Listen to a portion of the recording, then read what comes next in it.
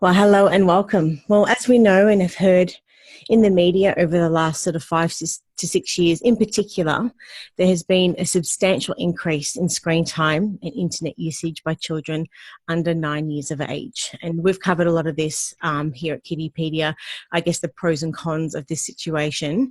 But with regards to, I guess, increased screen time usage, no one really could have predicted what we've been through and are continuing to go through with COVID-19. And I guess the whole stay-at-home era has forced us to stay in and to stay safe.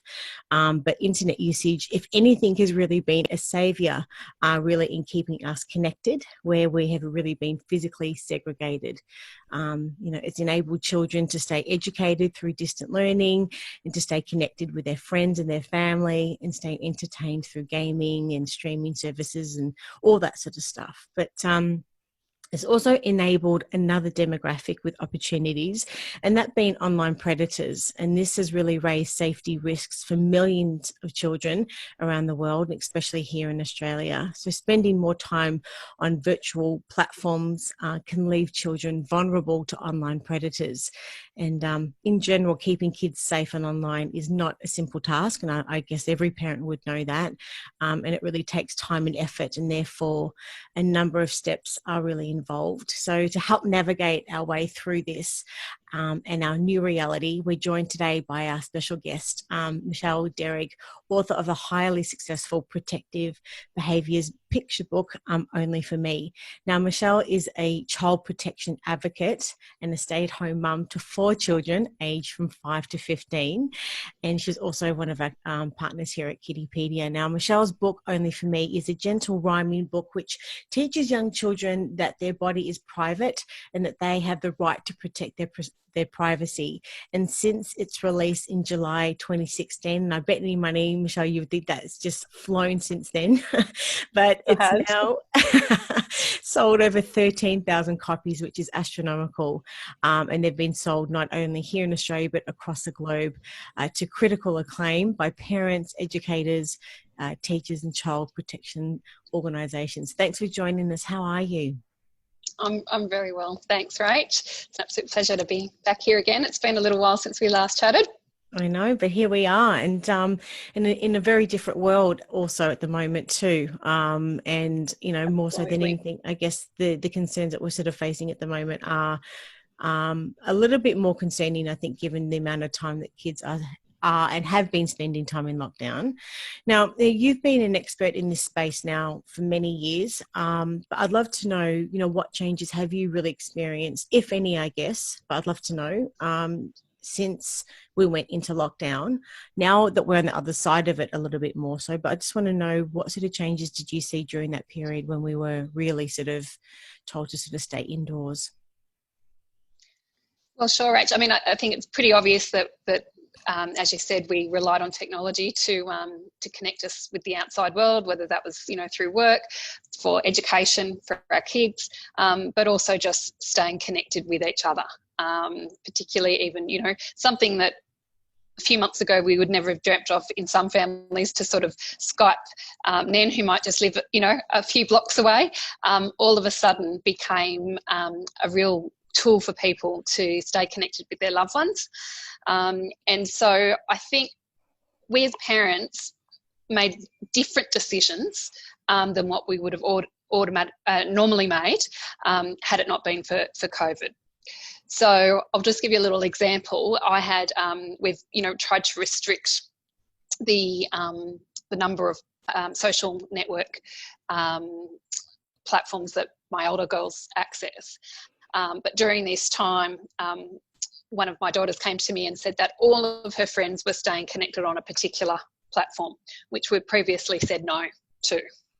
So because we're looking at, obviously, at such a unique situation, I caved and I said, okay, because I didn't want her, we're worried about keeping the whole person healthy and mental health wise and wanting them to stay connected. I made a decision that I wouldn't have automatically or normally made. And so I said, yes, she could have this platform with conditions. And I would imagine that has been quite a common thing for families, where they would, have probably been a little bit more generous in terms of responding to their kids' requests when it comes to technology and Yes. social media. Even with my 5-year-old, he started kindy this year, and even within the 7 weeks he was there, he made a little best mate, and he was desperate. And I guess having older siblings, he saw the fact that they could connect online, so he wanted me to organise a FaceTime with his mate, which we did do. So I just think we were really interacting with technology in a way that we never had before, and making decisions that I wonder now whether they'll become the new norm. Mm-hmm. So where we've actually given permission to our kids to maybe access different platforms or apps because of COVID, are many of us going to actually then wind those back? I'm not really confident there, because I know, probably as a mum, I know it'll be very tricky for me to do that with my own children. So I think, yeah, we're really we're in a world right now probably where we've never relied on and accessed technology so much before. Yeah, and it really did help, and is continuing to help children, I guess, sort of stay in touch with their friends, but just to reduce some form of their own anxiety, I think, and feeling like they're missing out. It was a lot for them to take on board and to digest, mentally, to understand that they couldn't see their friends and they couldn't do all these things. But, yeah, but like, in your opinion, like, why do you think online safety is more important than ever before? Like, what's your thoughts on that? Well, I just think obviously the fact that our kids are accessing technology more frequently, Mm-hmm. the range of technologies that they're accessing is on the increase, and it's at such a rate that it's actually mind blowing. So, in this century, you would expect that the rate of technological advancement would be around about 100 years. But at the current rate that technology is advancing, it's actually more like 20,000 years worth of technological advancement in this century. That is, if it continues at the current rate that technology is changing, we will see 20,000 years worth of advancement just in this one century, in the 21st century. So I'm just trying to have that sort of sink in. That's crazy. It is crazy. It is really very hard to comprehend. But it really illustrates to us that this is something that as parents and carers we have to get on board with, because it's not going anywhere, and it's actually going to get trickier and harder, and it's going to be an issue that we will be adapting to probably for the rest of our lives. Yeah, and it's just the pace that it's sort of moving, and as you were just saying, the whole thing also is the fact that there are a lot of opportunistic people out there.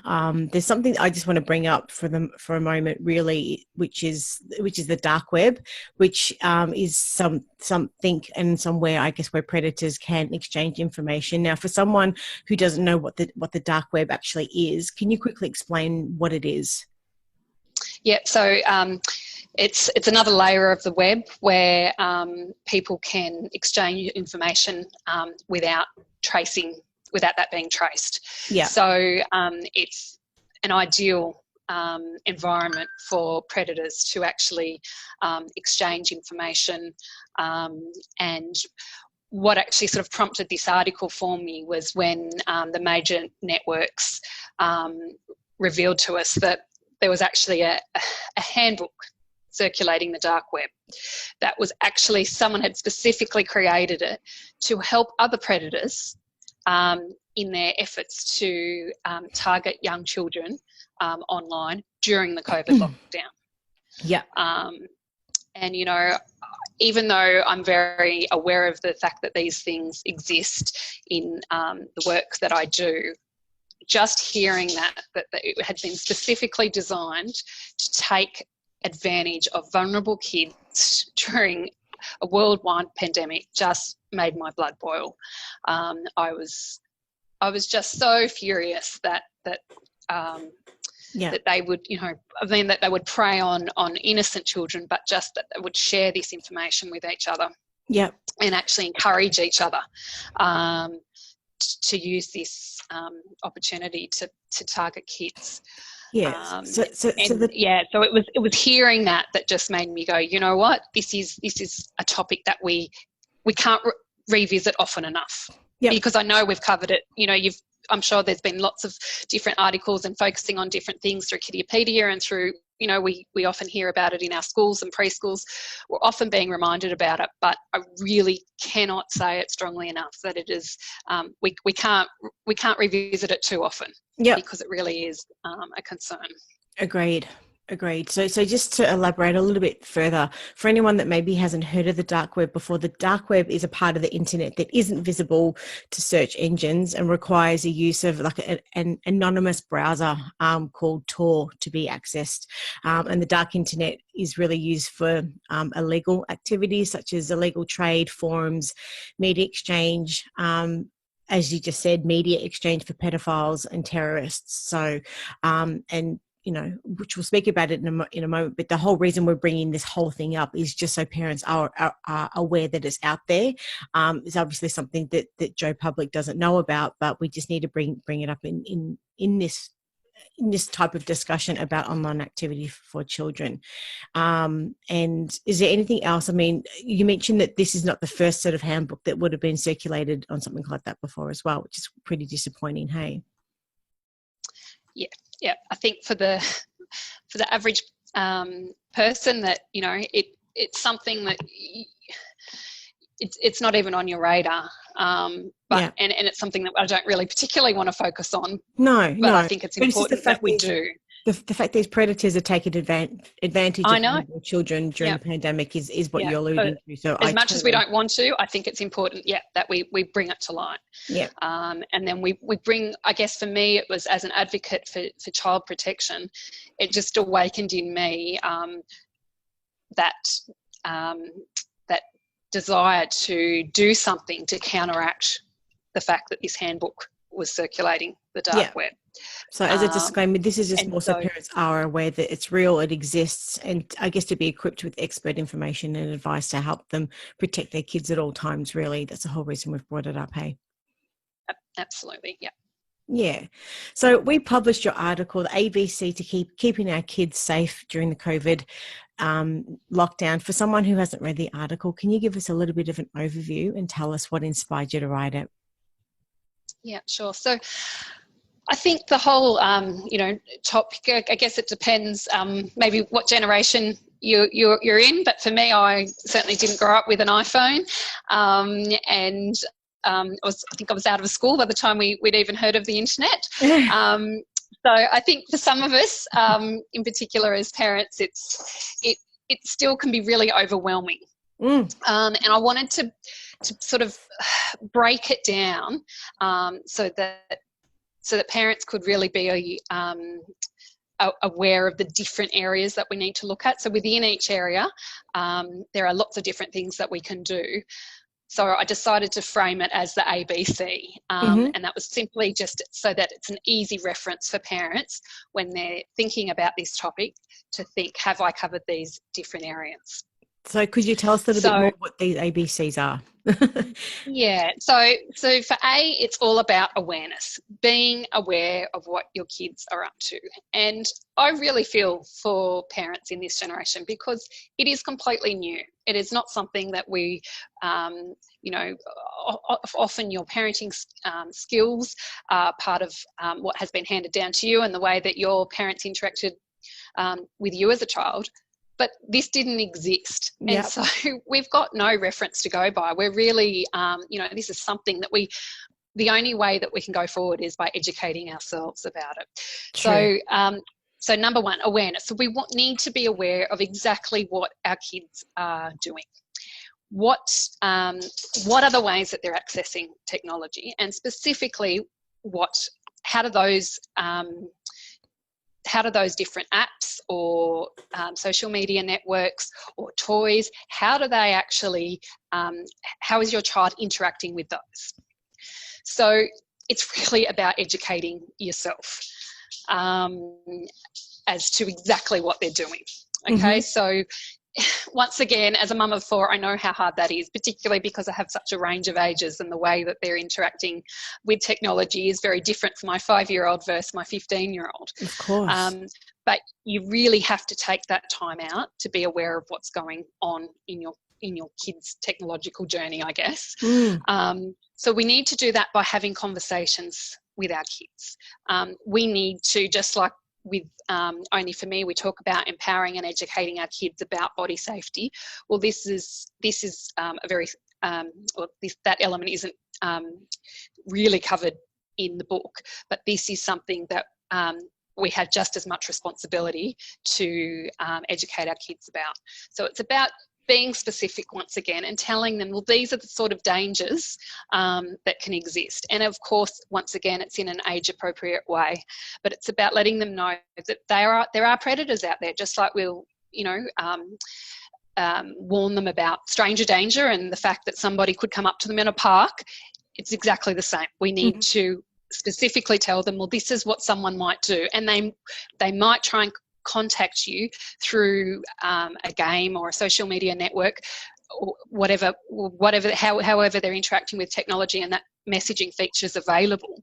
But the point is that they will contact you and potentially ask for inappropriate material, and also warning your kids that they're more likely to appear as another child, that they're not going to be introducing themselves as a 47-year-old male, that telling your children that you might think that they're another little boy or another little girl, and that's the problem. But because we don't really know who we're talking to when we're talking to someone online, that unfortunately it could be a bad person. Yes. So we really want to specifically educate them about those dangers so that they're able to identify any sort of inappropriate contact. And then we've got also the fact that they could inadvertently come across inappropriate content.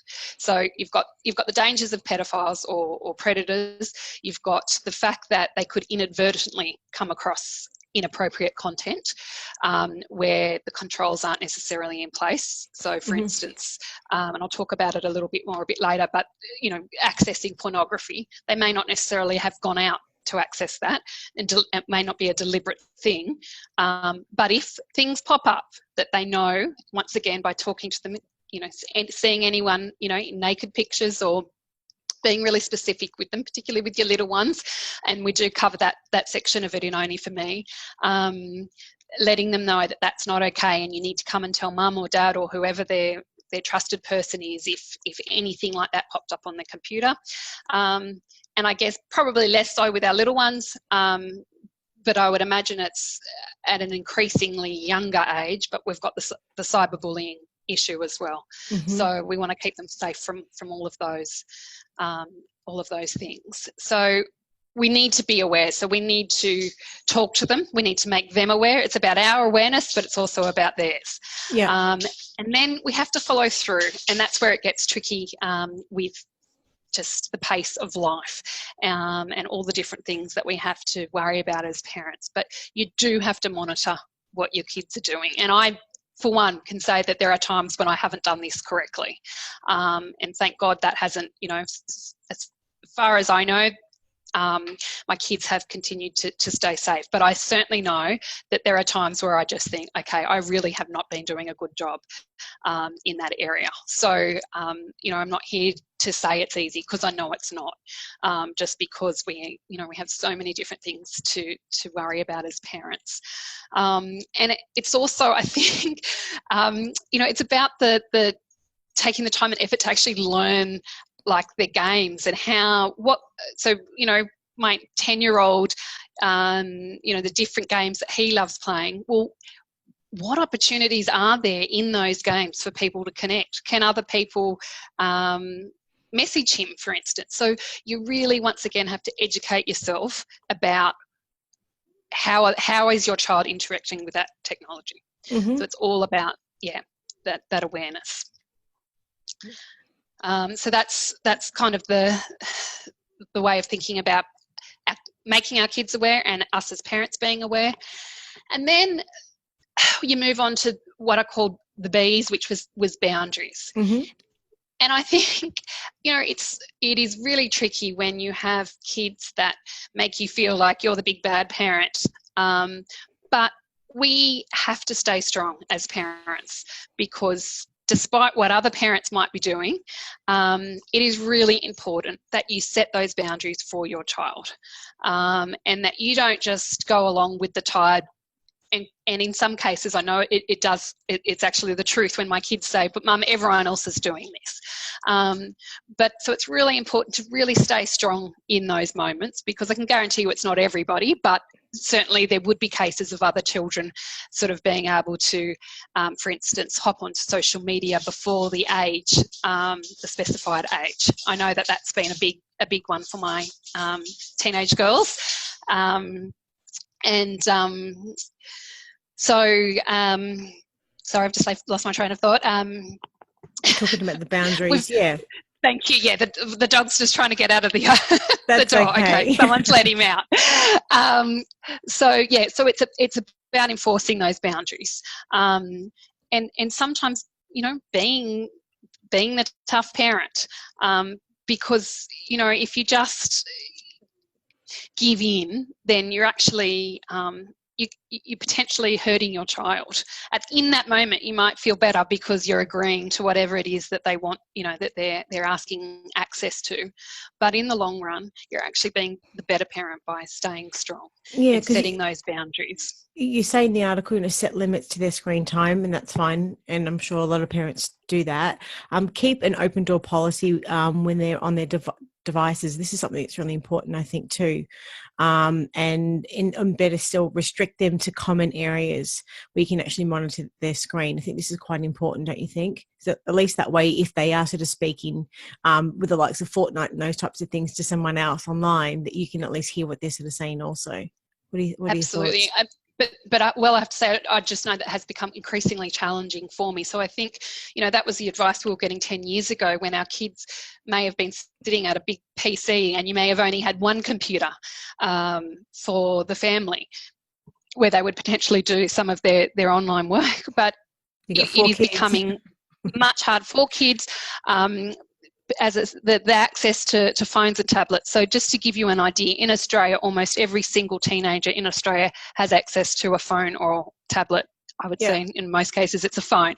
I think it's 2/3 of primary school kids have access to their own device, tablet or smartphone, and 1/3 of preschoolers. So because it's a handheld device, it is so much trickier than even a laptop, for instance, because sometimes you can't even actually tell that they're on their device. Yeah. So it's once again just being, you know, setting those boundaries, following through on those, and doing things like having a place where everyone keeps their phones or their tablets during certain you know, periods of the day, so that you physically know that they're not in their room doing things that they shouldn't do. So the other thing that I say to parents is, as hard as it is, like quite often I've seen, I walk into a room and you straight away you see your child change the screen, whether that's the tab that they're operating on, or it's because they were supposed to be doing homework and in fact they were playing a game, or they were on social media. But I actually call my kids out on that, and I say, you know what, if you want access to technology, you are not allowed to do that. When I walk in the room, you are not allowed to change the screen that you are operating on. Do you check your browser history then? Yep. So you can absolutely check their browser history, and it's a trust thing. So there's got to be consequences as well. So if they do that, and if they are accessing things that they shouldn't have been, and I have had experience of that. You know, won't totally go into that story, but I had a child that was had gone against the rules that we'd set for her, so there had to be consequences. And it's tough, but you've got to follow through with them, because she was actually putting herself in danger. She'd bent the rules, she'd interpreted them in a way that she felt was okay, because I hadn't been really specific. But I then had to take a stand and say, because you've done this, you now you now losing technology. You're not going to have access to your phone for this period of time. So given that you're an expert in this space, you were able to pick up on that quite quickly. But for a parent that is a working parent, that's got a million other things happening, which everyone does anyway, how can they, and this is exactly what we're talking about, how can parents I guess, stay up to date with it? Because these things can happen in the blink of an eye. That's right. And you know what, Rach? There's no easy answer. And I have to be honest with you, it wasn't because someone else brought it to my attention. So this was to do with social media platform, and we'd given permission for them to have an account, but the account was had to be private. Mm-hmm. So she was only allowed to have people that she physically knew connected to her on this account. Mm-hmm.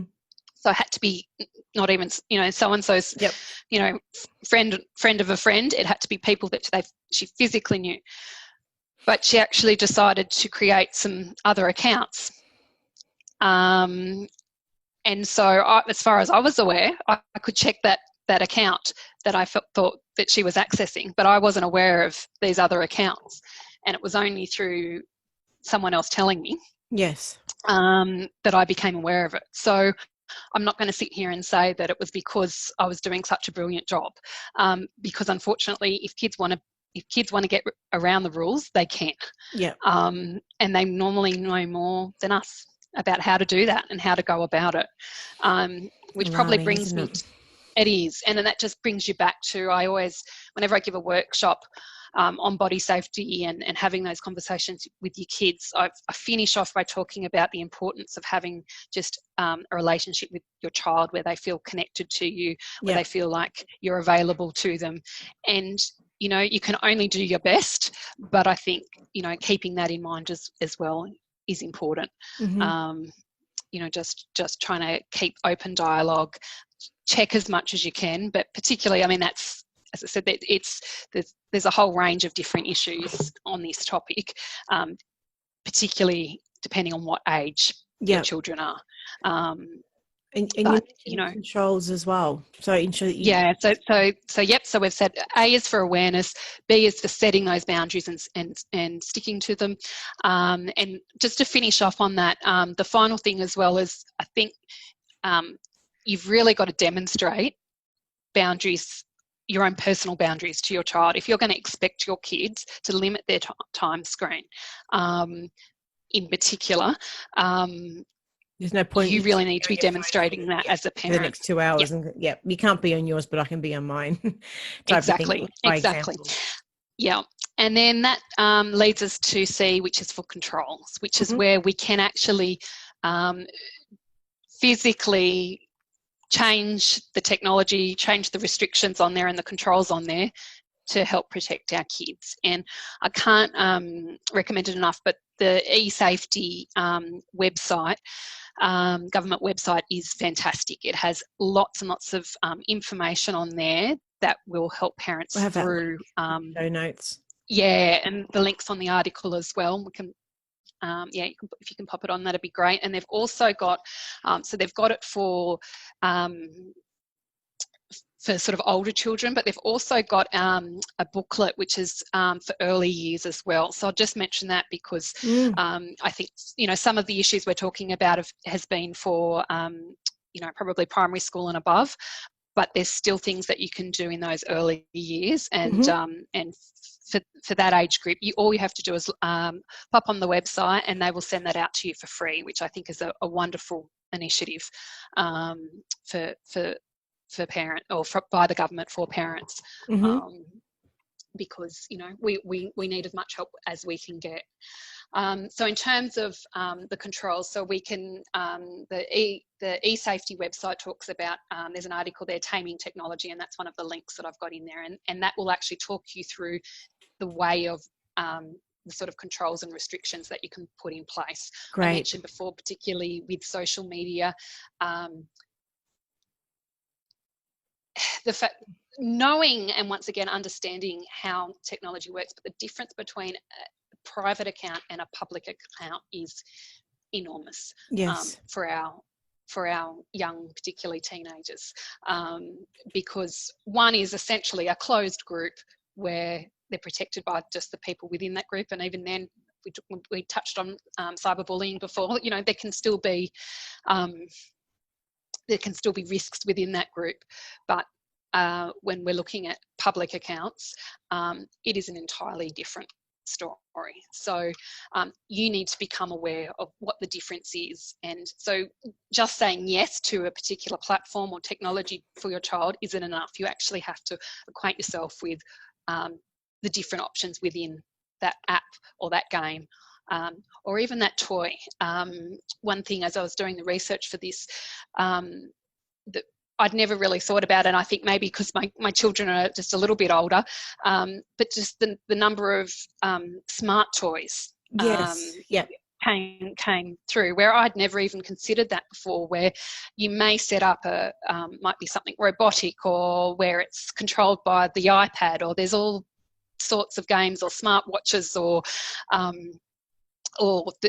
handheld devices that could be have sort of GPS tracking on it, where it could actually be allowing a predator to know what area, and the location where they are. Mm-hmm. That's right, their location. Yep, and it's sort of personal details. So, you know, to have set up the toy, it may have said, you know, what's their names, you know, what are your children's names, or again the address details. And if they can hack into that information, then that can be very scary as well. Yeah. So, and I think the other thing that we've done recently, which again is we had hoped that by putting the controls and setting those boundaries for our kids, that they would respect those limitations. But we actually had to go, well, you know what, they're not adhering to what those rules are. And so we looked at our Wi-Fi settings, and we have actually had to restrict those Wi-Fi settings, which, depending on who you're with, who your provider is, but I think most of them now have that opportunity where you can actually limit the internet access. And I mean, that's the key in all of this, isn't it, Rach? It's really anything. It's where that connection is to the internet. That's the door. Mm-hmm. That's opening up the dangers to our kids. So we now have set limits on devices that turn the Wi-Fi off for that particular device and that particular child much earlier in the day, so that you know, if they are in the room with a closed door, at least I know, well, they can't be accessing the internet because we've put those controls in place.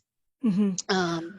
So yeah. And have you got any stories that illustrate, I guess, the dangers and consequences at all?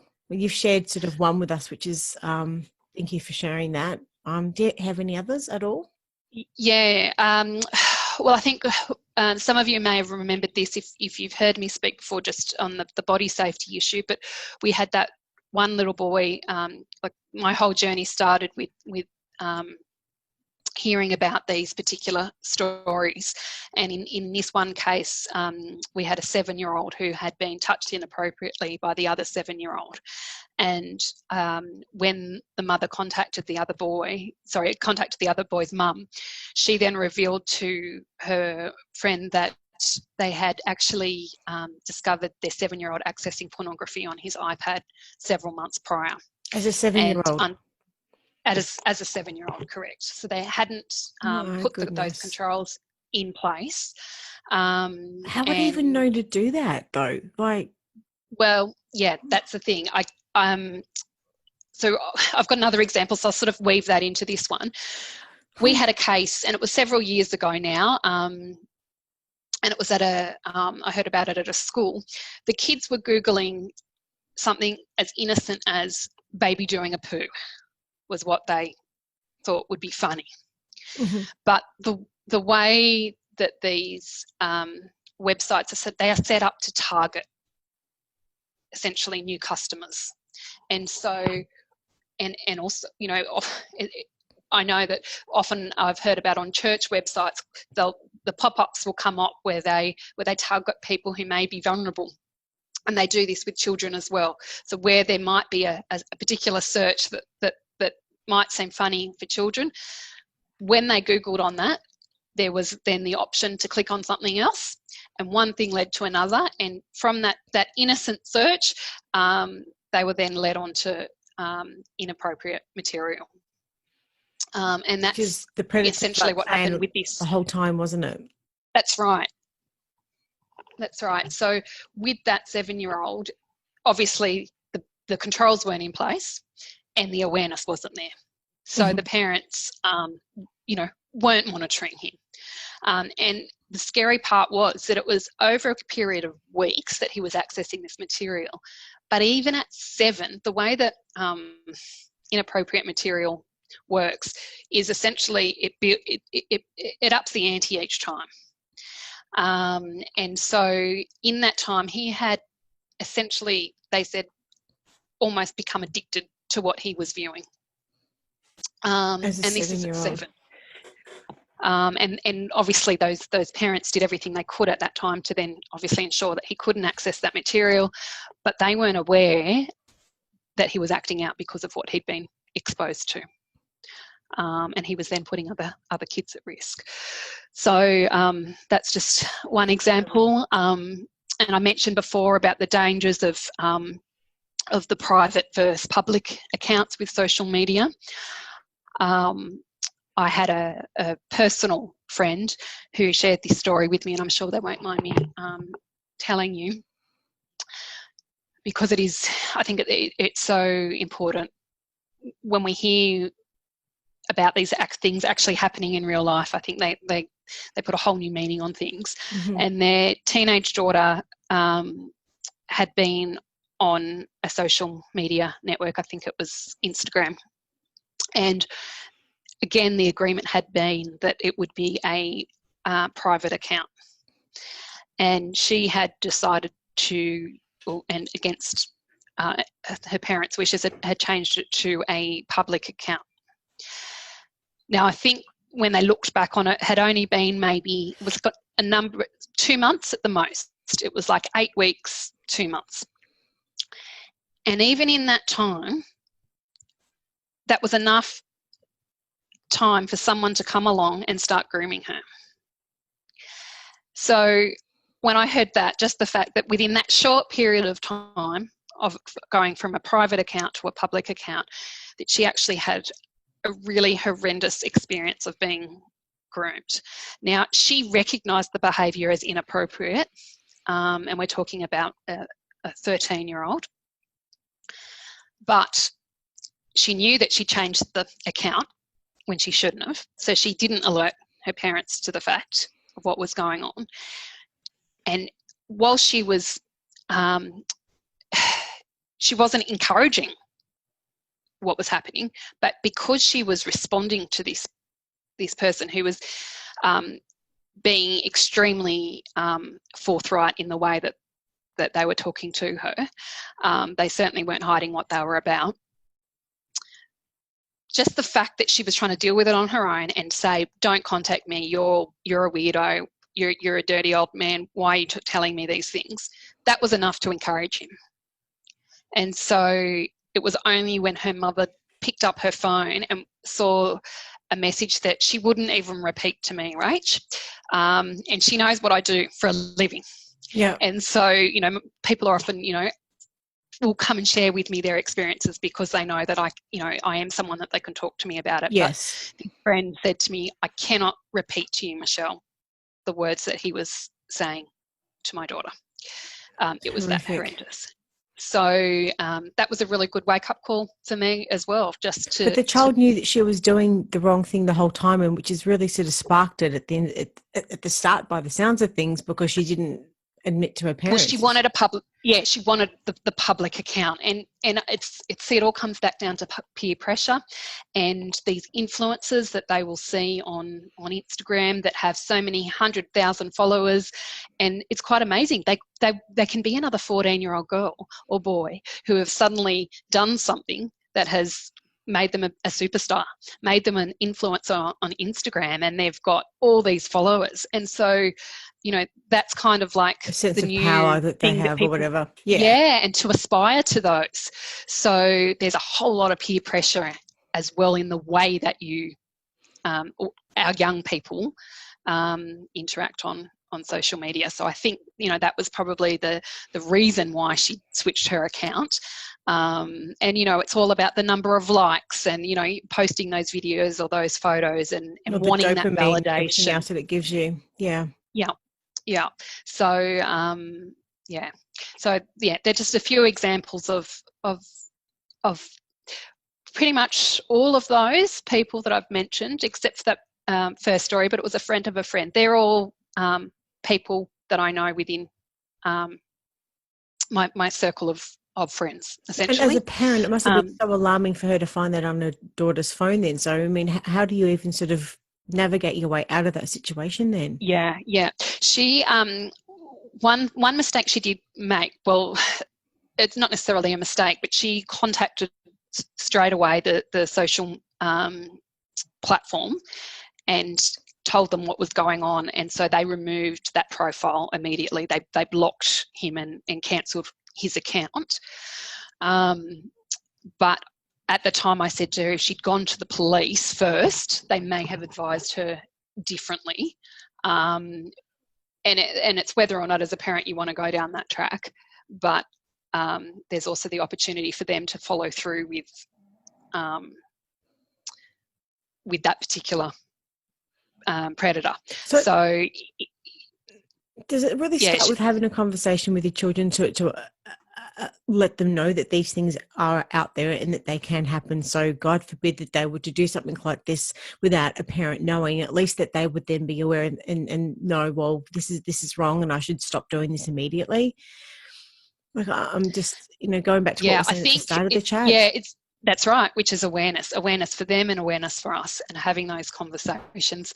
And it's also about, I think we have a lot of pressure on us as parents, you know, oh, well, you don't want to overstep the mark and, you know, your child's entitled to a certain amount of privacy. But at the same time, this is a whole new world, and sometimes it's actually important for us to like sort of almost lay the law down and say, look, you're going to have access to these, but I also, as your parent, have the authority to check them when I need to, and knowing their passwords. You know, they're not going to like you for it, but at the end of the day, it's their safety that's paramount. Yeah. You know, and as parents, we often have to make the tough decisions for our children because we know what's best for them in the long run. Yes. And overall, I guess with more time online, children could be exposed to, I guess, a new batch of like malware threats as well, because, you know, they are downloading a whole heap of new applications at the moment. And that's, I know that we're on the other side of lockdown now, but, you know, we are sort of, you know, well, now in the winter months and that sort of stuff with sort of, I guess, everyone being indoors more, and especially too because kids don't necessarily have as many of their hobbies that they can to sort of to keep them as busy and occupied. And I know, I guess, a lot of these viruses and what they sort of call ransomware, like, you know, are accessible through like YouTube. Even YouTube Kids have had some problems over the last few years, which we've known, and they've been a target for that sort of stuff. But have you had much of an experience with this, or is it mainly just with the social platforms you've been aware of these problems? Personal stories, yeah, no, I haven't. Not in terms of kids being targeted. I have stories of where it's been adults, but obviously, yeah, that threat is out there. And once again, it's about being aware and making sure that all your protection is up to date. And it's amazing how quickly that comes around, those updates, and sometimes it's quite easy to ignore them as well because we're often in a hurry and they pop up and they say, update, I'll just do that later, I need to do this thing online now or whatever. Yep. You know, but the other thing is too, is I guess some households may be borrowing sort of other computers or friends' computers, you know, in a scenario like yourself where you've got 4 kids as well, you know, that they at the time of homeschooling may have needed to sort of borrow, you know, these older computers that weren't necessarily up to date with viruses and those types of things, and missing out on those types of things with that level of protection as well. So I think it's just more now, like I said, we're on the other side of it, but it's just more, I think, if we were ever to find ourselves in this situation again, that parents, I guess, should maybe just be aware that they at least should have their devices up to date with antivirus and those types of things as well, don't you think? Yeah, absolutely. And as I said to you, it's just my personal opinion, but I strongly believe that a lot of those allowances that we may have made during COVID when it comes to technology, it's going to be really hard to wind them back. When we've given kids access, to particularly new platforms or new apps or new games, I wonder, how many parents will actually then be able to turn around to their kids and say, okay, COVID's over, we're going to delete those games or delete those apps, put on them. If they do it, I'm not, that is the best way forward. But I think for many of us, the reality is that once we've given access, it is very hard to wind things back. So, I mean, how do parents just sort of deal with that situation then? Do you have any tips at all? Any advice? I think it's about taking the time out as a parent, educating yourself, as I said, on what the risks are. And I think the whole monitoring thing is really important. So if they are using those or accessing that technology in that way and it's appropriate and they are sticking to the limitations, then that could be something that you continue. But if you really take the time out and go, okay, these are our expectations, they've got to be clear. Yeah, that's the thing. You almost need to write them out. I love the idea of a contract for particularly my daughters, where I've actually specified these are in black and white. These are our expectations. A contract, a written contract. A contract. Do you get them to sign it? Sorry? Do you get them to sign it and agree to it? Sign it, that's right. Because oh my goodness. There's no ambiguity then as to, but I thought you meant this. I thought you meant that. Or, and that's when if you sit down. exercise for kids, because I mean, if they're ever going to sign any other agreements later on in their life, that they understand that, well, what is stipulated in the terms of that contract, they have to stick by them. It's not just, that's great. And there's consequences for that as well. So, in this instance, if these things aren't adhered to, this is what's going to happen. So there's no surprises. There's no shock and horror. I can't believe you've taken my phone off me for a week. No. Because it's written there in black and white. And you've signed and agreed to it. That's awesome. And I've just learnt that as a mum, I guess, just seeing the way that my kids have responded over time, where they get in trouble for something and they try to, wiggle their way out of it essentially. And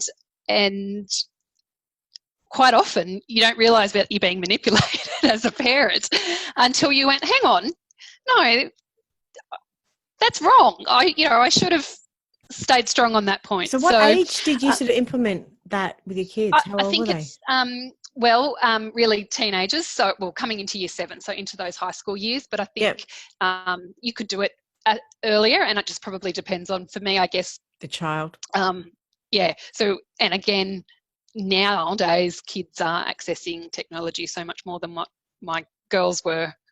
So there's 10 years between my eldest and my youngest. So I can put it this way, with my youngest, the contract will be coming in a lot earlier. That's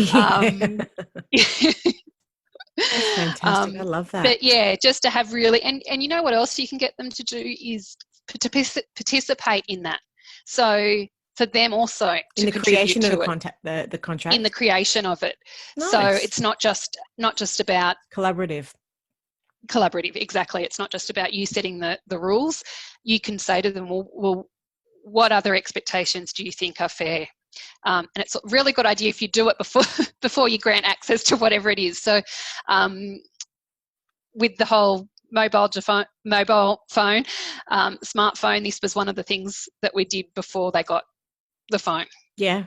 So and as you say, it's a good practice for later on in life as well, when when they're accountable for their actions. So look, if and God forbid any child was being targeted, I guess, by an online predator, what behaviours do you think parents would typically see, or what changes would they see in the child, and what should they do about it? Look, I think the really red flag stuff is changes in a child's language or behaviour in terms of sexual behaviour and language. So if you see them,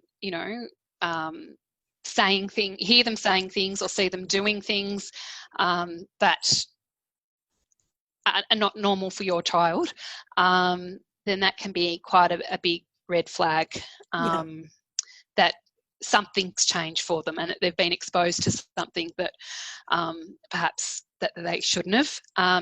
So obviously changes, that's sort of, you know, very much in line with if they were being targeted by a sexual predator.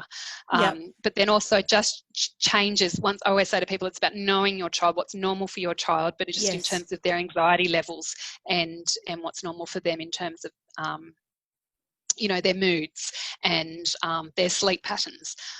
So when you see, you know, if they become really irritable or, you know, it's recognising those signs and just thinking, I wonder if, you know, is there anything else that could be happening in their lives that are prompting those behaviours. But as I said, the changes in their sexual attitudes, language and physical behaviours. And what ages are you sort of suggesting that these changes can and have sort of taken place? As early as what age? It depends what they've been exposed to, but yeah, it can be from a really young age. You know, I'm hearing a lot of stories lately in my work with the book, just the number of young children that are being exposed to inappropriate behaviour by their peers. And I know we've talked about this before, but just in the last month, the number of people that I've been in contact with where we're talking about preschoolers, and we're talking about behaviour that no preschooler is able to come up with themselves. So they're either been exposed to that behaviour themselves physically, or in some cases it could be that they've come across inappropriate material. Mm-hmm.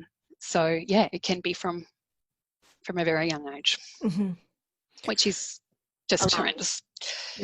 Well, look, you've given us some really incredible information today. If you were to summarise, I guess, your key points for anyone watching and listening, what would they be? Look, I just think make it a priority. And I think it's, if you just remember those ABCs, that you've got to cover it from all angles. There's no point just having the controls in place and not being aware of what you know, your kids are actually doing. And again, you know, being aware of what they're doing, but giving them free rein, that's not going to work either. So it's about those three things working to complement each other. So yeah, so just thinking of being aware, setting those boundaries and making sure that the actual controls are in place. And there's the eSafety website, which you mentioned before, which we'll have a link in the show notes fabulous. too. Yep. Yeah. So it's the information is out there. So it's really only about you finding the time and making it a priority. They're the only blockages there, because the information, as I said, the government's done a wonderful job of providing really specific tools to help us on that journey. So, yeah. And the whole reason you created the book was to make this conversation about this sort of stuff easier between parents and children. And as I said at the start of the chat, you know, Only For Me is a gentle rhyming book, which does sort of give parents an easier sort of opportunity to have that conversation. But for the moment, you've also sort of got an offer for parents as well. Is that right? That's right. So it was really, I just talked about the handbook that's been circulating the dark web. And so, just as an advocate, I just really wanted to do something to try and counteract that evil, essentially. And so I've got a collection of articles called the Safe Kids series, and that talks parents and carers and educators through the topic of body safety. And it's normally available, it's retails at $14.95, or you can buy it as a package with a copy of Only For Me. But I decided that during this COVID lockdown period that I just wanted to give that away for free. So if anyone does head to my website, which is onlyforme.com.au, and you click on the Safe Kids series, it will give you the coupon code right there, which you just pop in. And it will ask you for some details, so your email address and your address, but there'll be no payment gateway that will pop up. So Wonderful. you then get an automatic email that will then give you that access to that digital resource. That's wonderful. And we've got that code in the article, and we'll have that also in the show notes as well. So, yeah. Well, this has been a wonderful chat. Not for any other reason, but that we just hopefully have helped as many families as possible. It's a really hard subject to talk about, as we've said in all of our other previous chats, but it's one that needs to be had, and more of it. So, thank you so much for your time. And if parents have got any other questions and want to contact you directly, whereabouts can they find you? Absolutely. So if they jump on the website or email me directly, which is contact@onlyforme.com.au. Wonderful. Thanks, Michelle. We'll and I've actually got, sorry, I'll just give a little plug. I'm doing some women with the COVID-19. I often run parent workshops through schools or preschools, churches, any organisations essentially where I can get a group of parents together. But obviously I'm not able to book those in at the moment, and so I started my my first webinar last Thursday, which went really well. And so so we've got another one booked in, and I'll be doing those on a fairly regular basis, certainly while I'm unable to speak face to face. So that's just another opportunity for parents if they want to know more. And they go directly to your website to find that information then? Not on the website, but if they go to my Facebook page, they will be able to keep up to date with the latest event or webinar. Okay, great. We'll make sure we've got a link to your Facebook page as well in the notes. Love the chat. Let's awesome. We'll chat again soon. As we said, this is something that we need to keep speaking about, so, and more of it. So we'll take care. Give my love to your kids. You too. We'll speak soon. Okay, bye. See you later. Thanks, Rach. Bye-bye.